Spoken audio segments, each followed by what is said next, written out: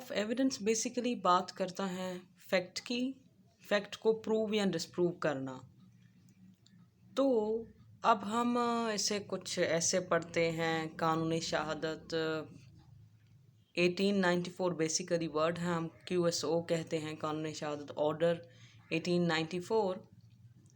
तो फिर जो फैक्ट जिसके बारे हम कह रहे हैं, हकीकत के बारे में जिसके बारे में ये लॉ ऑफ एविडेंस डील करता है, फैक्ट के बारे में। अब फैक्ट कौन सा?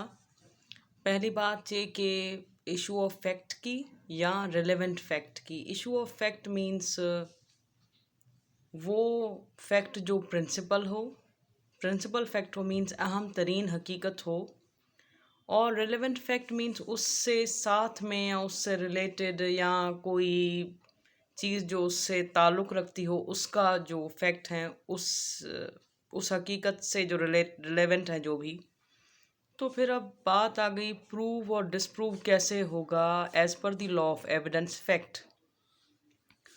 तो पहले हम इसकी एप्लीकेशन की बात करते हैं, क्योंकि लोगों को बड़ा डाउट है कि जो लॉ ऑफ एविडेंस है वो क्रिमिनल सिविल केसेस पे अप्लाई होगा नहीं होगा। तो to be very honest, it will be applied on civil and criminal cases. ये सिविल में भी एप्लीकेशन है इसकी और क्रिमिनल में भी ये अप्लाई होगा।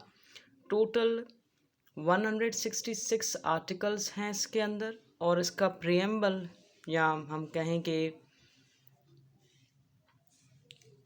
इसका इंटेंशन, लॉ ऑफ एविडेंस का intention as per the legislature जिसने ये दिया है वो क्या है? वो ये है कि to bring evidence in conformity with injunction of holy Quran and Sunnah. तो law of evidence basically English एक ब्रिटिश का दिया हुआ कानून था, जो हमने ऐसा करके पेश किया है कानून शहादत में कि वो जो हैं वो इस्लाम के इंजंक्शन को फॉलो करे, कुरान और सुन्ना को फॉलो करे। ऐसा हमने करके बनाया है इसे, कहें कि हमने रिप्रोड्यूस किया है ऐसे लॉ ऑफ एविडेंस को एज अ कानून शहादत। तो अब फैक्ट जो हैं वो प्रूव या डिसप्रूव कैसे होंगे? बाय मीन्स और methods as per this order. ये ऑर्डर हैं, ऑर्डिनेंस नहीं है। वो जो तरीका इसके आर्टिकल्स में फर्दर बताया गया है वो या तो ओरल एविडेंस के थ्रू या डॉक्यूमेंट्री एविडेंस के थ्रू या एडमिशन मीन्स एक्नॉलेजमेंट, किसी चीज़ का एतराफ़ करना, कन्फेशन बिफोर मजिस्ट्रेट करना, कोई एविडेंस या व्हाट्सोएवर, एक्सपर्ट ओपिनियन के थ्रू प्रूव होना या ओथ पर या डिजिटली।